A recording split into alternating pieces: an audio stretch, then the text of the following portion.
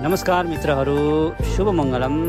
आज हामी धम्मपदको अर्को गाथामा जाउँ।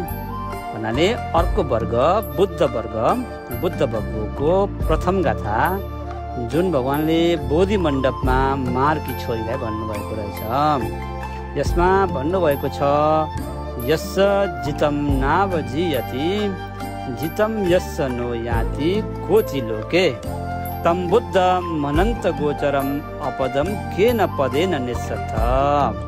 भन्नको अर्थ रहेछ, जसको विजय फेरि पराजय हुन सक्दैन, जसलाई जितिसकेको राग द्वेषले फेरि पिछा गर्न सक्दैन, जसलाई मार्गको प्रयोजन छैन, उस्ता ज्ञानी अनन्तका मार्ग रहित बुद्धलाई कुन बाटो लैजान्छौ।